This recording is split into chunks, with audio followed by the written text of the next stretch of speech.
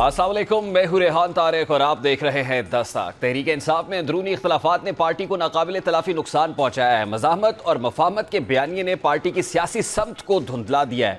Party میں ایک group حکومت سے مذاکرات کا حامی ہے، جبکہ ایک گروپ اس کی مسلسل مخالفت کر رہا ہے، اور شاید یہی وجہ ہے کہ مخالفت کرنے والا گروپ پارٹی کے ان سیدھے رہنماؤں کی وہ خط بھی رد کر رہا ہے جو انہوں نے جیل سے بانی پی ٹی آئی کے نام لکھے، جن میں یہ پیغام دیا گیا کہ تحریک انصاف کو حکومت سے مذاکرات کا آغاز کرنا چاہیے۔ لیکن واقفان حال کہتے ہیں کہ پارٹی میں موجود وہ گروپ جو حکومت سے مذاکرات کا خواہش مند نہیں، وہ اس خط کی ساکھ پر سوال اٹھا رہا ہے۔ جیسا کہ میڈیا رپورٹس کے مطابق جنید اکبر نے اس خط پر سوالات اٹھائے ہیں۔ جنید اکبر کا کہنا ہے کہ سوال یہ ہے کہ خط کب، کیسے اور کس طرح آیا۔ خط لکھنے والے تمام لوگ جیل میں الگ الگ بیرکس میں ہیں، یعنی جنید اکبر یہ کہنا چاہتے ہیں کہ یہ خط پلانٹ کیا گیا ہے۔ لیکن دوسری جانب فواد چودھری اپنے بیان میں کہتے ہیں کہ مسئلہ یہ ہے کہ تحریک انصاف کی قیادت اپنے جیل کے دوستوں سے اتنی لا تعلق ہے کہ ان کو یہ پتہ نہیں کہ شاہ محمود قریشی، اعجاز چودھری اور یاسمین راشد روزانہ ٹرائل میں اکٹھے ہی پیش ہو رہے ہیں۔ اب فواد چودھری کے اس بیان سے یہ واضح ہو رہا ہے کہ یہ خط یقینی طور پر ان رہنماؤں کی جانب سے ہی لکھا گیا ہے، جس کا مطلب یہ ہوا کہ پارٹی قیادت نہیں چاہتی کہ حکومت سے مذاکرات ہوں۔ یعنی یہ تاثر ابھر رہا ہے کہ پی ٹی آئی کی قیادت نہیں چاہتی کہ بانی پی ٹی آئی جیل سے باہر آئے تاکہ وہ خود ہی پارٹی کے کنٹرول کو سنبھالے رکھیں، یعنی پارٹی کے اندر سے ہی بانی پی ٹی آئی کو مائنس کرنے کی کوشش کی جا رہی ہے، اور شاید یہی وجہ ہے کہ پارٹی پر بانی پی ٹی آئی کی گرفت بھی نہ ہونے کے برابر دکھائی دے رہی ہے۔ اور یہ بھی کہا جا رہا ہے کہ علیمہ خان پارٹی پر اپنی گرفت مضبوط کرنا چاہتی ہیں، اور دلچسپ بات یہ ہے خان بھی حکومت سے مذاکرات کی حامی نہیں۔ وہ کہتی ہیں کہ جب بھی تحریک انصاف احتجاج کی کال دیتی ہے تو وزیر اعظم کو مذاکرات پر وہ آ جاتے ہیں۔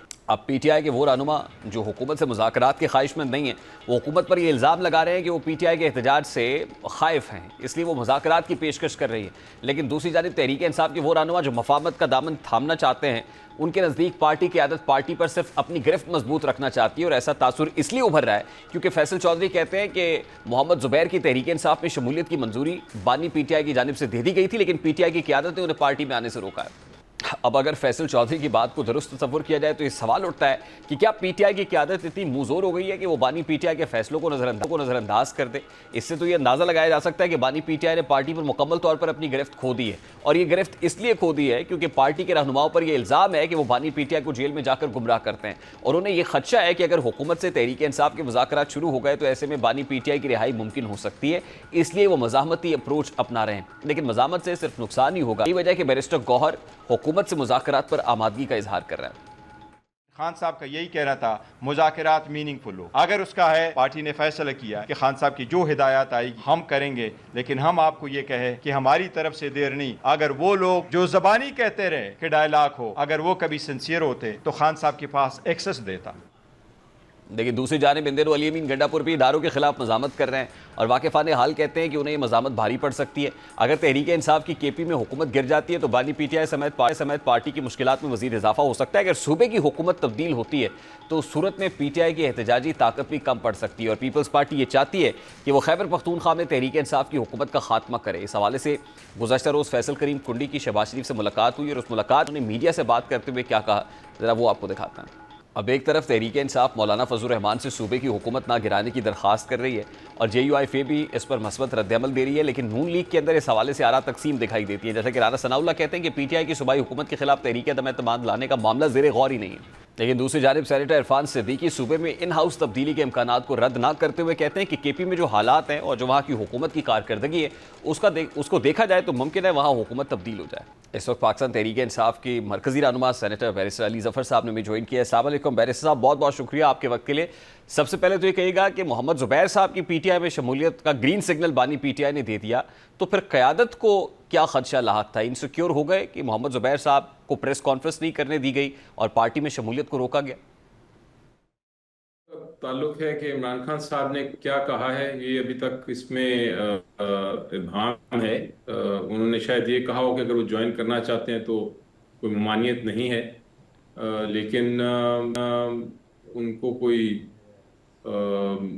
کانکریٹ جب تک، چونکہ ہماری ملاقات نہیں ہو رہی، تو جب تک ان سے ڈائریکٹ ایگزیکٹ کیا انسٹرکشنز ہیں وہ نہیں ملیں گی تو میرا خیال ہے شاید قیادت کے پاس یہ پوزیشن نہیں ہے کہ وہ ہاں یا نہ کہیں۔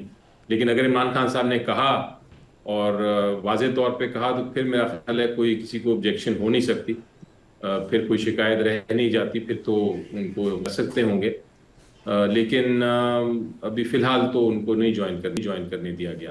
اور یہ قیادت نے جوائن نہیں کرنے دیا نا، آپ اس خبر کی توثیق کر رہے ہیں؟ جی مجھے نہیں معلوم کہ کرنے نہیں دیا گیا یا نہیں. میرا خیال ہے جب تک خان صاحب کی انسٹرکشنز واضح طور پہ نہیں آتی تب تک اس پہ کوئی فیصلہ ہی نہیں کیا گیا. ٹھیک. اور خان صاحب کی انسٹرکشنز ان پرٹیکولر مخصوص نشستوں کے فیصلے کے بعد کیا ہے؟ کیا انگیج کرنا ہے حکومت کے ساتھ یا پھر کوئی تحریک چلانی ہے جیسے علیمہ بی بی کہہ رہی ہے؟ کیا اس حوالے سے بھی کوئی واضح اسٹریٹجی بن سکی؟ جی دیکھیں جہاں تک عمران خان صاحب کے ساتھ ملاقات ہوئی تھی میری پہلے، کیونکہ اب کافی عرصے سے کسی کی بھی ملاقات نہیں ہو رہی، تو اس وقت انہوں نے بڑا واضح طور پہ کہا تھا کہ تحریک چلانی ہے، سڑکوں پہ آنا ہے، یہ ایک سیاسی ہمارا حق ہے، آئین کے مطابق پرامن احتجاج کریں گے ہم، اور کسی قسم کے مذاکرات نہیں ہوں گے. اور ان سے جب پوچھا گیا کہ کیوں مذاکرات کے آپ خلاف ہیں تو انہوں نے کہا کہ یہ جو پولیٹیکل پارٹیز ہیں یہ کیوں مذاکرات کریں گی، ان کو کیا ضرورت ہے مذاکرات کرنے کی، یہ تو نہ ان کے پاس اختیار ہے نہ وہ چاہیں گے. یہ تو بالکل اسی طرح ہے کہ آپ کسی کے دفتر جائیں اور جا کے گئے آپ اپنے دفتر سے باہر نکل جائیں، وہ کبھی بھی نہیں نکلیں گے اپنے دفتر سے باہر. اسی طرح حکومت کا مسئلہ ہے کہ اگر عمران خان صاحب باہر آ گئے تو حکومت چلی جائے گی، تو کیوں چاہیں گے کہ کسی قسم کے مذاکرات ہوں. اس لیے وہ ٹرک کی بتی کے پیچھے لگا رہے ہیں آپ مذاکرات نہ کریں. یہ تھی پوزیشن آج سے مہینہ پہلے. اس کے بعد ملاقات چونکہ نہیں ہو رہی تو اب اگر ان کا کوئی اس میں رد عمل میں کوئی تبدیلی آئی ہے یا وہ کوئی اس میں اب اجازت دیں گے تو پھر ہی کوئی مذاکرات کی طرف بات بڑھے گی. اب اسپیشلی جب 5 جو ہمارے بڑے سینئر لیڈرز ہیں جو جیل میں ہیں انہوں نے خط بھی لکھ دیا ہے، تو ضرور ہمارا فرض ہے کہ عمران خان صاحب تک یہ بات پہنچائیں اور پہنچانے کے بعد ان کی اس کے اوپر ہدایت لی جائے کہ ان کا کیا موقف ہے اس پہ. سینیٹر صاحب، مذاکرات کے علاوہ پی ٹی آئی کے پاس آپشن کیا ہے اس ماحول میں؟ یہ دیکھیں ہماری تو ہمیشہ سے یہی رہا ہے ایک اسٹریٹجی، اور وہ یہ ہے کہ ہم ضرور اپنا قانونی جنگ لڑیں گے، کیونکہ ہمارا سب سے بڑا ایم اور سب سے بڑا مقصد یہ ہے کہ کسی طرح عمران خان صاحب کو باہر نکالا جائے. اب جہاں تک احتجاج کا تعلق ہے، یہ ایک ضروری، اس لیے میرا خیال ہے ضروری ایک ہمارا حق ہے جو ہم استعمال کریں، کیونکہ ہم نے اپنی طاقت دکھانی ہے، اپنی عوام کے ساتھ جو ہمارا رابطہ ہے وہ قائم رکھنا ہے. ہم ایک سیاسی جماعت ہیں اور احتجاج کر کے ہی ہم اپنا موقف آگے پیش کر سکتے ہیں. تو یہ تو جنگ، یہ سیکنڈ پولیٹیکل جنگ، سیاسی جنگ بھی جاری رہے گی اور رہنی چاہیے. اور تیسرا جہاں تک مذاکرات کا تعلق ہے، میں ہمیشہ یہ کہتا ہوں کہ اس کا راستہ بھی سائملٹینیسلی، یعنی ساتھ ساتھ ان سارے باقی لیگل بیٹل اور جو سیاسی جنگ ہے اس کے ساتھ ساتھ اس کو بھی چلنا چاہیے. اور جس بھی لیول پہ ہو، چاہے اپوزیشن جماعتوں کے ساتھ ہو، چاہے کسی اور جماعت کے ساتھ ہو، جو بھی اصولی موقف پہ ہمارے ساتھ کھڑا ہونا چاہتی ہے اس کے ساتھ ہم کھڑا ہوں. اگر ہم ایک اپوزیشن کا اتحاد بنا لیں تو بہت اچھا ہے، لیکن اگر ہمیں اور بھی بات کرنا پڑے تو کرنی چاہیے، یہ ہمارا ایک موقف ہے. لیکن ہم نے مذاکرات کے مد میں اپنی جو تحریک ہے اس کو نہیں ختم کرنا، یہ بیلنس کرنے کی ضرورت ہے. یہ بات آپ کی درست ہے سینیٹر صاحب، لیکن آپ کو نہیں لگتا کہ پی ٹی آئی نے بہت دیر کر دی ہے؟ یہ گرینڈ اپوزیشن الائنس بن سکتا تھا، اپوزیشن کو on board, particularly J U I F اے سے بات ہو سکتی تھی، بات ہو بھی رہی تھی. لیکن آج تو نوبت یہاں تک آن پہنچی ہے کہ کے پی میں اپوزیشن جماعتیں اگر چاہیں کوئی نمبر گیم میں جوڑ توڑ کر کے تو کے پی کی حکومت گرا سکتے ہیں. اور فیصل کریم کرڈی صاحب بھی یہ بات کر رہے ہیں اور ببانگ دوہل کر رہے ہیں. یہ دیکھیں یقینی طور پہ مشکلات کا سامنا ہے. ہمارے خلاف ایک طرح سے پی ٹی آئی ریلیٹڈ 26ویں ترمیم آئی، اس کے بعد سے اور مشکلات ہماری بڑھی. اس میں کوئی شک نہیں ہے کہ مشکل وقت ہے، لیکن مشکل وقت کا یہ مطلب نہیں کہ ہم ہار مان جائیں، اور مشکل وقت کا یہ مطلب نہیں کہ مشکل وقت ختم نہیں ہوگا. مشکل وقت ختم ہوتا ہے، تاریخ میں ہم نے دیکھا ہے باقی جماعتوں کے ساتھ بھی مشکلات پیش آئی ہیں. ضیاء الحق صاحب کا زمانہ آپ کو شاید یاد ہو، اس وقت پیپلز پارٹی بڑی زیر تاب تھی، بڑا مشکل ان کے پاس حالات تھی، لیکن وہ سروائیو کیے، باہر آئے. اسی طرح مختلف جماعتوں کے ساتھ مختلف وقتوں پہ مشکلات آتی رہیں، اور ایک وقت تو ایسے، کئی وقت تو ایسے آئے پاکستان میں کہ بالکل ہی جمہوریت نہیں تھی اور مارشل لاء تھا، لیکن تب بھی وقت گزر گیا اور سروائیو کی ساری پولیٹیکل پارٹیز. تو ہمارا بھی یہی موقف ہے کہ مشکل وقت ہے، لیکن اگر ہم اس کا مقابلہ نہیں کریں گے تو یہ پھر مشکل وقت ہمارے اوپر حاوی ہو جائے گا. اگر ہم اس کا مقابلہ درست طریقے سے کریں، اسٹریٹجی کے تحت کریں، ٹکر نہ ماریں اور اس کو راستے نکالیں، لیکن اپنی طاقت بھی دکھائیں، تو میرا خیال ہے وہ مشکل وقت ہم انشاءاللہ اس کو پار کر لیں گے. یہ اصل بات یہی ہے سینیٹر صاحب، یہ کہ درست طریقہ کیا ہے، اسٹریٹجی کیا ہے، اور وہ جو ٹکر مارنے والی بات آپ نے کی، بالکل درست بات آپ کر رہے ہیں.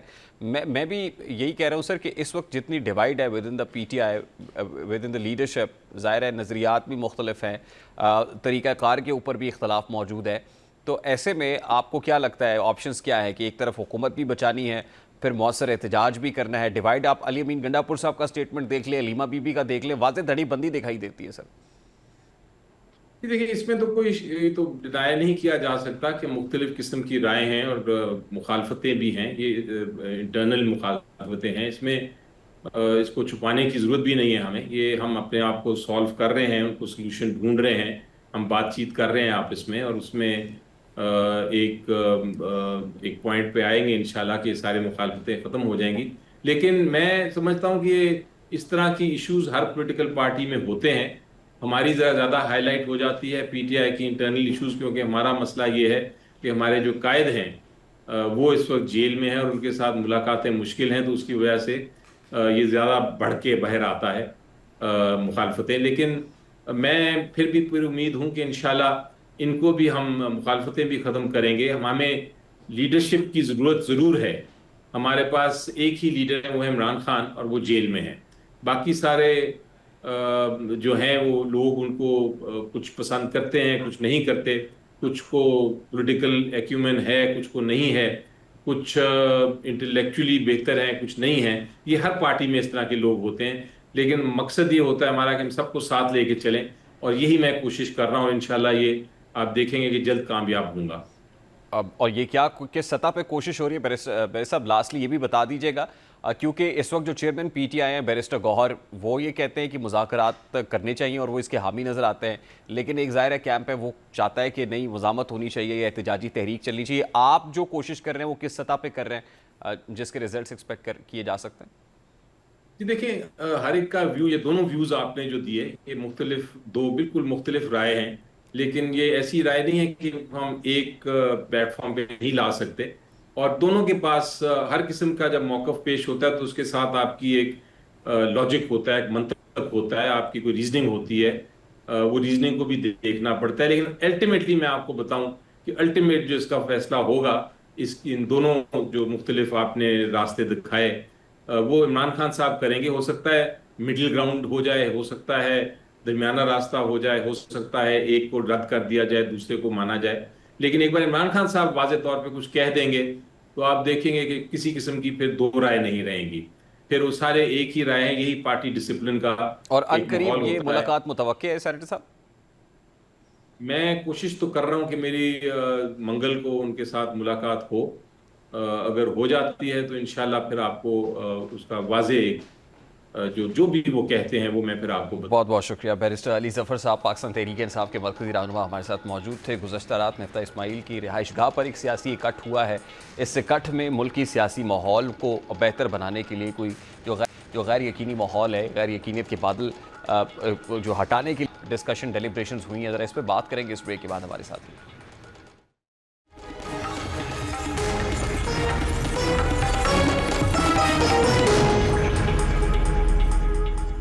Welcome back. اس وقت سینئر سیاستدان محمد علی درانی صاحب ہمارے ساتھ موجود ہے. السلام علیکم درانی صاحب، بہت بہت شکریہ آپ کے وقت کے لیے. درانی صاحب، سب سے پہلے تو گزشتہ رات غالباً ایک اکٹھ ہوا ہے مفتہ اسماعیل صاحب کی رہائش گاہ پہ، آپ بھی اس اکٹھ میں موجود تھے؟ اس ملاقات ہوئی آپ کی؟ نہیں، میں تو جی ادھر تھا، اچھا درانی صاحب، لیکن اس وقت کوششیں یہ ہو رہی ہیں، ظاہر ہے آپ بھی اس کوششوں میں رہے ہیں، کہ کسی طریقے سے جو ماحول ہے وہ مذاکرات کے ذریعے سے اس کو کام ڈاؤن کیا جائے، ٹیمپریچر کو نیچے لایا جائے. اور پھر جس جگہ پہ آ کے اس وقت پاکستان تحریک انصاف کھڑی ہے، تاثر یہ ہے کہ یہ پوائنٹ آف نو ریٹرن ہے شاید کو بند گلی. ویسے پوائنٹ آف نو ریٹرن سیاست کے اندر تو ہوتا نہیں اور ہونا بھی نہیں چاہیے، لیکن بند گلی لگ رہی ہے جہاں سے نکلنے کا کوئی آپشن، کوئی راستہ سوائے اس کے کہ مذاکرات ہوں، بیٹھ کے بات چیت ہو، لگتا نہیں ہے. تو ایسے میں آپ کو لگتا ہے کہ پی ٹی آئی اس آپشن پہ غور کر سکتی ہے؟ بسم اللہ الرحمن الرحیم. دیکھیں، میرا یہ اس ساری سچویشن کے بارے میں اس وقت یہ خیال ہے کہ پی ٹی آئی نے تو بہت عرصے سے اپنے آپ کو ایک جگہ پہ اسٹیٹک کیا ہے. آپ اسے بند گلی کہہ لیں یا ایک جگہ پہ غیر متحرک ہوئی بھی اور ایک جگہ پہ آ کے رک گئی ہے. لیکن اب جو نئی ڈیولپمنٹس ہوئی ہیں عدلیہ میں اور باقی جو پارلیمنٹ کے اندر، اب تو مجھے لگتا ہے کہ پارلیمنٹ بھی جو ہے وہ بھی آ کے ایک جگہ پہ اسٹرک ہوگی. مطلب اب دوبارہ سے پورا سیاسی جو نظام ہے وہ واپس آپ سمجھیں 2018 میں چلا گیا ہے یا 2012 میں چلا گیا ہے، 11 میں چلا گیا ہے. مطلب اس وقت پارلیمنٹیرینز کے اپنے اختیار میں کچھ نہیں ہے، حکومت کے اپنے اختیار میں کچھ نہیں ہے، وہ کچھ کر بھی نہیں رہے اور وہ سب کچھ چاہتے ہیں کہ کوئی اور انہیں کر کے دے دے، اور حالات بھی ایسے بن چکے ہیں. لہٰذا اس وقت تو میں سمجھتا ہوں کہ اور ضروری ہے کہ پالیٹیشنز جو ہیں وہ آپس میں مل جل کے آگے بڑھنے، اختلافات کا اور نظری اختلافات کا تعلق ہے. آپ کا جو مطلب ایشوز ہیں، بعض موروثی پارٹیوں سے ایشوز ہیں، باقی ہیں، وہ اپنی جگہ پہ سب چیزیں ہیں. اسٹرگل کی ضرورت ہے، لیکن آج کی دن اگر دیکھا جائے تو سب نے ہتھیار ڈال دیے اور اس وقت معیشت کی جو ہے وہ بھی ہائیبرڈ ہو کے حوالے، تمام جو اکانومی ہے، ملک کے فورن افیئرز ہیں، ملک کا ڈیفنس ہے، ہر چیز جو ہے اس میں سے پولیٹیشنز نکل گئے ہیں اور اب وہ سب چیزیں جو ہیں وہ اداروں کے حوالے کر دی گئی ہیں اور وہ اس کو کافی محنت سے لے کے چل رہے ہیں. بڑا امپورٹنٹ بیان تھا کل وزیر داخلہ کا. انہوں نے کہا جی کہ ایران اور جو اسرائیل کا امن ہوا ہے اس کے پیچھے بھی وردی ہاں وردی ہے. مطلب یہ ہے کہ اس کا مطلب یہ ہے کہ آپ نے اب سب کچھ وردی پہ چھوڑ دیا ہے تو پھر ذرا آرام کریں، مطلب زیادہ اچھل کود نہ کریں. اب دیکھیں نا محمد درانی صاحب، this is what P T I used to take pride in نا. وہ اپنے دور میں یہ کہتے تھے کہ یہ ہائیبرڈ رجیم ہے، یہ سیم پیج کی حکومت ہے، یہ مثالی تعلقات ہیں، اس سے زیادہ اسٹرانگ تعلقات پہلے اداروں کے ساتھ کسی حکومت کے رہے نہیں ہیں. اب جو حکومت ہے وہ بھی یہ کہتی ہے کہ یہ سیم پیج کی حکومت ہے، یہ مثالی تعلقات ہیں، یہ ہائیبرڈ ہے. تو یہ وہ کہتے ہیں نا وقت کرتا ہے پرورش برسوں. یہ ایک دم سے تو نہیں ہوا، یہ سلولی گریجولی ہم اس جگہ پہ کھڑے ہوئے ہیں کہ جہاں پہ ظاہر ہے بہت ساری چیزیں ادارے کر رہے ہیں. دیکھیں اس وقت آپ یہ دیکھ لیں نا، میں نے تو ابھی اسی لیے آپ سے کہا کہ اس وقت آپ یا سمجھ لیں آپ 2018 میں بیٹھے ہوئے یا آپ سمجھ لیں آپ 2012 میں بیٹھے ہوئے، دھرنے کے اندر بیٹھے ہوئے، یہ جہاں بھی بیٹھے ہوئے، مطلب اس وقت کی جو سچویشن ہے اس کے اندر وہ سب کچھ ہے جو آپ نے بویا ہوا ہے وہی آپ کاٹ رہے ہیں. اور اس وقت کی جو سچویشن ہے اس کے اندر آگے بڑھنا، دیکھیں میں بینگ اے ڈیموکریٹ، میں تو یہ چاہوں گا کہ ایک ایسا مضبوط جمہوری نظام بنے جو کہ ملک کو آگے لے کے جائے. لیکن اس جمہوری نظام کی ایک تو ریکوائرمنٹ ہوگی نا کہ وہ اچھی گورننس دے. اگر آپ گورننس بھی اچھی نہیں دیتے، اگر آپ ملک کے عوام کے ایشوز کو بھی ریزالو نہیں کرتے، اگر آپ ایک ہاتھ سے چینی ایکسپورٹ کرتے ہیں دوسرے ہاتھ سے امپورٹ کر لیتے ہیں، اگر آپ ایک ہاتھ سے بجلی کا 1 روپیہ سستا کرتے ہیں، پیٹرول کا 10 روپے اور 12 روپے بڑھا دیتے ہیں، اگر آپ پوری کی پوری ملکی معیشت جو ہے اس کو عام آدمی کے ٹیکسوں سے چلانے کی کوشش کرتے ہیں اور ان پہ نہیں ڈالتے ٹیکس جو واقعی کماتے ہیں، تو ایسی جو معیشت ہے اور ایسی جو گورننس، جب آپ دہشت گردی کو کنٹرول کرنے کے لیے ساری قربانیاں جو ہے وہ آپ کے جو ہے وہ ادارے دیتے ہیں، آپ کے جوان دیتے ہیں، اور جو آپ کی جو گورننس ہے، جو سول گورننس ہے، وہ دن بدن زبوں حالی کا شکار ہے اور وہ ڈیلیور نہیں کر پا رہے. مطلب ایک اسسٹنٹ ڈپٹی کمشنر سے لے کے پوری گاڑیاں تک جو ہے وہ دہشت گردی کی زد میں آ رہی ہیں. تو ایسی صورتحال میں میں سمجھتا ہوں کہ ہمیں بحیثیت قوم ہمیں ایک سوچ کے ساتھ سب سے پہلے پوری قوم کو ایک والنٹیئر بن کے، میں تو کہتا ہوں اس وقت ایک نیشنل ایسی والنٹیئر موومنٹ کی ضرورت ہے جو کہ پوری قوم کو ملک کے دہشت گردی، جو کہ انڈیا نے دہشت گردی تو روکی نہیں ہے، وہ تو بڑھائے گا اور مزید بڑھا رہا ہے، اس کے فنڈز بڑھے، میرے پاس رپورٹس ہیں اس چیز کی کہ وہ اپنا ان پٹ بڑھا رہا ہے کہ انہوں نے پاکستان کے اندر دہشت گردی کو بڑھانا ہے۔ اس کا مقابلہ کرنے کے لیے آپ کو سیاست اور صرف سیاست سے آگے بڑھتے ہوئے ملک اور ملکی مفادات کو پرائورٹی پہ لاتے ہوئے ایک ایسی حکمت عملی بنانی پڑے گی جس میں آپ اپنے اصولی موقف پہ کھڑے رہیں، آپ جس کے خلاف ہیں ان کے خلاف کھڑے رہیں، لیکن ملک کے تو ساتھ جڑ جائیں نا۔ ملک کے ساتھ جڑنے کا کوئی راستہ نکالنا اس وقت سیاست کی ضرورت ہے، تو اور اگر وہ نہیں یہ راستہ کس نے نکالنا ہے سر؟ تو دیکھیں، راستہ نکالنے کا جو بنیادی ذمہ داری ہے وہ حکومت کی ہوتی ہے۔ حکومت اس راستے کو بنانے کے لیے آگے بڑھے۔ حکومت کا اس وقت کا ایجنڈا کیا ہے؟ حکومت کا ایجنڈا یہ ہے کہ جب ہماری 2/3 میجورٹی ہو گئی ہے، اب ہم نے 26 کے بعد 27ویں اور 27ویں کے بعد 28ویں ترمیم لانی۔ کیا ان ترامیم سے آج تک کبھی کوئی مسئلہ حل ہوا ہے؟ کیا حکومتی مکمل کنٹرول کے ساتھ کیا ملک کے حالات ٹھیک ہوئے ہیں؟ مجھے تو گورننس کی امپرومنٹس بتائیں نا آپ، مجھے بتائیں کہ کتنا ایفیکٹو آپ نے پولیس کو کر دیا ہے، کتنا ایفیکٹو آپ نے ملکی اداروں کو لیکن دورانی صاحب، کر حکومت ہو یا ادارے ہوں، وہ اب بڑی کمفرٹیبل پوزیشن میں ہے۔ اس سے پہلے حکومت کہتی رہی ہے نا، شہباز شریف صاحب نے فلور آف دا ہاؤس پہ کھڑے ہو کے کہا کہ بات چیت سے، ڈائیلاگ سے ہم کمیٹی بناتے ہیں، تو اس وقت پاکستان تحریک انصاف بلیو ہی نہیں کرتی اس حکومت، کہتے ہیں لیجیٹیمیٹ گورنمنٹ ہے، اس کے ساتھ کیا بات چیت کریں، تو حکومت اور کیا کرے سر؟ دیکھیں، حکومت کا جہاں تک تعلق ہے نا، دیکھیں حکومت کا کہنے سے تو بات نہیں بنتی نا، اب وہ تو پھر ایک لمبی کہانی ہے۔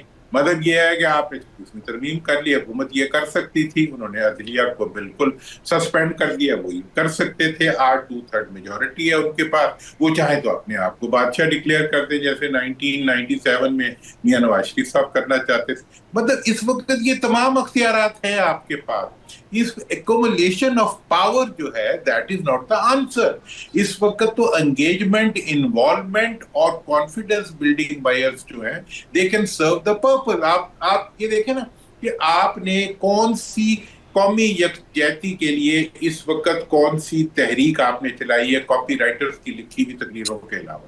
آپ جو کچھ بھی اس وقت کر رہے ہیں وہ صرف اور صرف آپ یہ تاثر دینے کے لیے کرتے ہیں کہ آپ کے پیچھے ایک 1 پیج کے جو کشتی ہے اس میں بیٹھ کے آپ ملک کو پار لگانا چاہتے ہیں۔ 1 پیج کی کشتی میں سارا لوڈ تو بیچارے پیج نے اٹھایا ہوا ہے، تو آپ کیا اٹھا کے پھر رہے ہیں؟ آپ تو یہ بھی نہیں کر سکتے کہ آپ کسی اپوزیشن کو انگیج کر سکیں، آپ اپوزیشن کی پارٹیز کو آپ ایک وفد میں بھی نہیں ڈال سکتے جو وفد ملک سے باہر جو ہے قوم کو ریپرزینٹ کرنے کے لیے جاتا ہے۔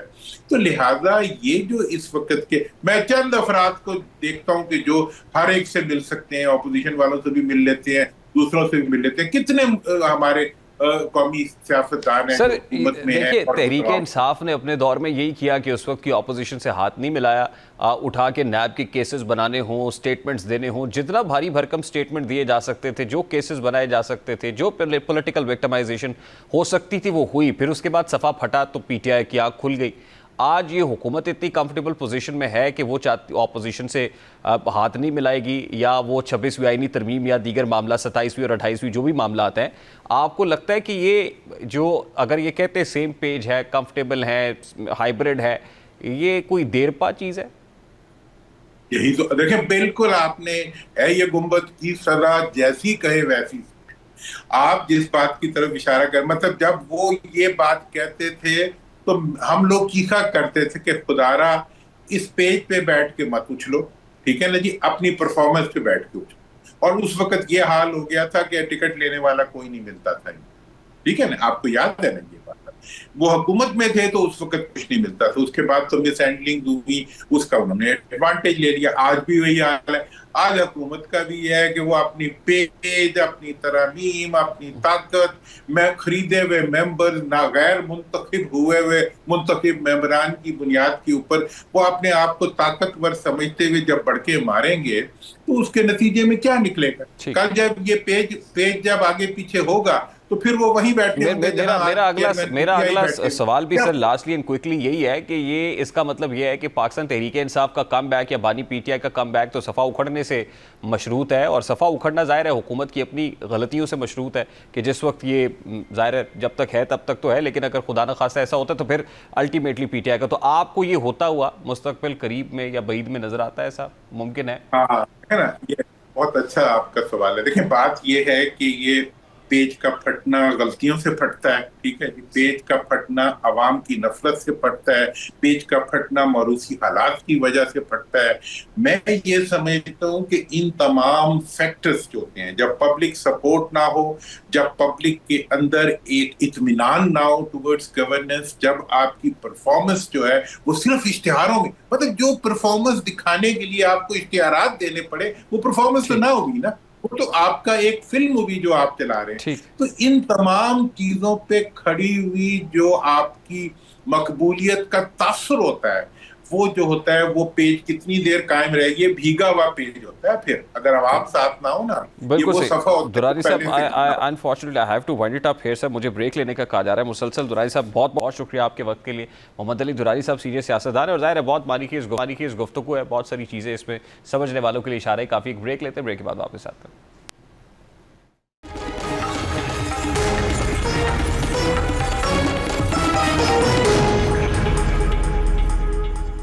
محرم کی 8ویں شب کربلا کے میدان میں وہ شب ہے جب ظلم اور حق کے درمیان فاصلہ بہت کم رہ گیا تھا. یہ وہ رات تھی جب امام حسین علیہ السلام اور ان کے جانثاروں پر کرب و بلا کا سایہ مزید گہرا ہو گیا. اس رات کے واقعات نہ صرف تاریخ اسلام بلکہ انسانیت کی تاریخ میں عظمت، قربانی اور حق پرستی کی بے مثال علامت بن چکے ہیں. امام حسین علیہ السلام کے قافلے نے جس صبر، استقامت اور توکل کا مظاہرہ اس رات کیا، وہ رہتی دنیا تک مظلوموں کے لیے روشنی کا مینار بن گیا ہے. 8 محرم کو یزیدی لشکر نے کربلا کے میدان میں اپنی پوزیشن مزید مضبوط کر لی تھی. امام علی مقام اور ان کے ساتھیوں پر پانی کی پابندی 3 دن پہلے ہی نافذ کر دی گئی تھی، اور پیاس کی شدت ہر خیمے میں محسوس ہونے لگی تھی. بچوں کی سسکیاں، عورتوں کی بے قراری اور اصحابہ کرام کی خاموشی فضا کو مزید سوگوار بنا رہی تھی. پانی کی طلب نے اہل بیت کے خیموں میں ایک عجیب سا سکوت طاری کر دیا تھا، لیکن امام علی مقام کی قیادت میں سب کے دل اللہ کے ذکر سے منور تھے. اس شب امام حسین علیہ السلام نے اپنے جانثاروں کو جمع کیا اور ان سے ایک تاریخی خطاب فرمایا. انہوں نے فرمایا کہ کل ہمیں شہادت نصیب ہوگی اور دشمن صرف مجھے چاہتا ہے. تم میں سے جو جانا چاہتا ہے وہ چلا جائے. یہ سن کر امام علی مقام کے جانثاروں نے وفاداری اور محبت کی ایسی مثال پیش کی جو رہتی دنیا تک زندہ رہے گی. ان جانثاروں نے امام کو یقین دلایا کہ وہ کبھی بھی انہیں تنہا نہیں چھوڑیں گے بلکہ جان دے دیں گے، لیکن قدموں سے پیچھے نہیں ہٹیں گے. اس رات امام علی مقام نے اپنے خیمے میں تنہائی میں عبادت کی، قرآن پاک کی تلاوت کی اور سجدوں میں رب کائنات سے مدد مانگی. اہل بیت کے نوجوانوں نے بھی وضو کر کے نماز ادا کی. خیموں میں چراغ جل رہے تھے اور سب کو علم تھا کہ صبح نصیب ہو یا نہ ہو، لیکن حق پر قربان ہونے کا وقت اب قریب آن پہنچا ہے.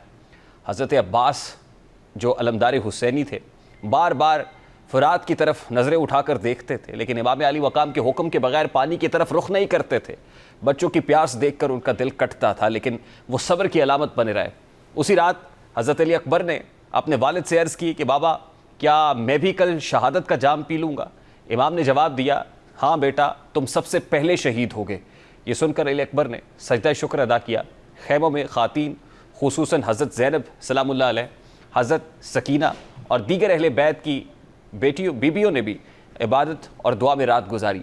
حضرت زینب نے ہر بچی اور ہر خاتون کا حال پوچھا، انہیں تسلی دی اور سب کو صبر کی تلقین کی. وہ جانتی تھی کہ ان پر کل کتنا بڑا صدمہ گزرنے والا ہے، لیکن ان کا حوصلہ پہاڑ سے بلند تھا. یزیدی لشکر کی جانب سے اس رات کچھ حرکات کی گئی تاکہ خوف و ہراس پیدا کیا جا سکے، لیکن امام علی مقام اور ان کے ساتھیوں کے دل میں کوئی خوف نہ تھا، کیونکہ وہ حق پر تھے اور انہیں اپنے رب پر کامل یقین تھا. امام نے خیموں کے گرد خندق کھدوائی اور اس میں لکڑیاں رکھوائی تاکہ دشمن اگر شب خون مارنے کا ارادہ کرے تو آگ لگا کر راستہ بند کیا جا سکے. امام علی مقام کی جانب سے آخری انتظامات مکمل کیے جا رہے تھے. وہ ہر صحابی سے الگ الگ ملاقات کرتے، انہیں شہادت کی بشارت دیتے اور ان کے درجات کی بلندی کے لیے دعا کرتے. اب 8ویں شب کربلا میں سکوت کی چادر ضرور تنی ہوئی تھی، لیکن یہ سکوت طوفان سے پہلے کی خاموشی تھی. امام علی مقام جانتے تھے کہ صبح میدان میں ان کا ایک ایک جانثار شہادت کا جام پیے گا اور آخر میں وہ خود بھی اپنی گردن اللہ کی راہ میں قربان کر دیں گے. لیکن ان کے دل میں کوئی شک، خوف یا مایوسی نہیں تھی، کیونکہ وہ دین کی بقا کے لیے اٹھ کھڑے ہوئے تھے اور ان کا مقصد صرف ایک تھا، باطل کے سامنے سچ کو بلند کرنا. یہ رات وفا، عشق، صبر اور یقین کی وہ رات تھی جس میں انسانیت نے اپنے بلند ترین مقام کو چھوا ہے۔ 8ویں شب کربلا ہمیں یہ درس دیتی ہے کہ حق پر قائم رہنے کے لیے قربانی دینی پڑتی ہے، اور یہ قربانی اگر حسین جیسے رہنما کی قیادت میں ہو تو تاریخ اسے ہمیشہ دی ہے، کیونکہ آج بھی یہ صدا بلند ہوتی ہے کہ اے جہاں والو سنو، ہم کام اپنا کر گئے، سر فروشانے جہاں تھے سو ہمارے سر گئے، کون کہتا ہے کہ موت آئی تو ہم سب مر گئے، صبح لافانی سے پہلے کی فقط ایک شام ہے، موت تجدید مذاق زندگی کا نام ہے۔ ابھی ایک بریک لیں گے اور بریک کے بعد واپس آئیں گے تو DHQ ہاسپٹل میں 13 کروڑ کی مالی بے ضابطگی کا ذکر کریں گے۔ اس بریک کے بعد ہمارے ساتھ رہیے۔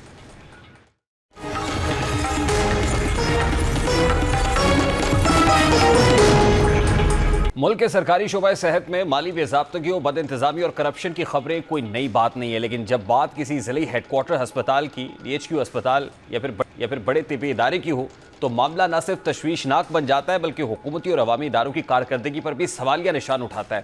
اب جیسے کہ ڈیرہ اسماعیل خان کے ڈسٹرکٹ ہیڈ کوارٹر ہسپتال کی آڈٹ رپورٹ میں کروڑوں روپے کی مالی بے ضابطگیوں کا انکشاف ہوا ہے۔ آڈٹ رپورٹ کے مطابق فارماسسٹ اور سٹور انچارج نے مجموعی طور پر 13.5 کروڑ روپے سے زائد کی ادویات چوری کر کے فروخت کی، جبکہ خاتون فارماسسٹ اور سٹور انچارج نے مفتی محمود میموریل اسپتال کی فراہم کردہ ادویات بھی فروخت کر دی۔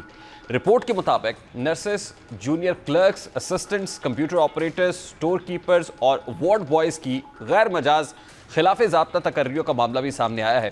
تنخواہوں اور الاؤنسز کی مد میں بھی سرکاری خزانے کو 2 کروڑ روپے سے زائد کا نقصان پہنچایا گیا۔ صرف یہی نہیں، کار پارکنگ فیس کی مد میں بد انتظامی سے سرکاری خزانے کو 36 لاکھ اور کینٹین کی مد میں سرکاری خزانے کو 79 لاکھ روپے سے زائد کا نقصان پہنچایا گیا، جبکہ نجی کمپنی کی CT اسکین مشین پر سبسڈی کی مد میں 83 لاکھ روپے کی غیر قانونی اور غیر مجاز ادائیگیاں کی گئی ہیں۔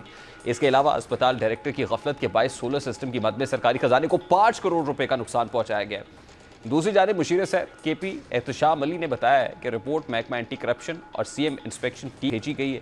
سابق جو HOD ہیں اور ایڈیشنل HOD ہیں، ڈائریکٹر فنانس، سٹور کیپر سمیت 33 اہلکاروں کو برطرف کیا گیا ہے۔ انکوائری مکمل ہونے پر ذمہ داروں کے خلاف کارروائی ہوگی۔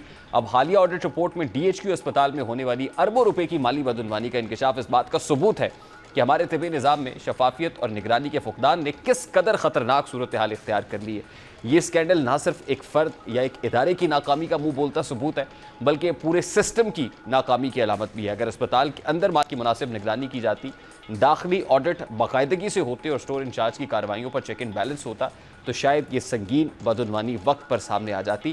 آڈٹ رپورٹ سے یہ بات بھی سامنے آتی کہ کئی برسوں تک یہ عمل بغیر کسی روک ٹوک کے جاری رہا۔ یہ مس مینجمنٹ ہے، بیڈ گورننس ہے اور پور پرفارمنس ہے۔ پروگرام کا وقت اپنے اختتام کو پہنچا۔ آپ سے ملاقات ہوگی انشاءاللہ کل۔ اپنا رکھیے خیال۔ اللہ حافظ۔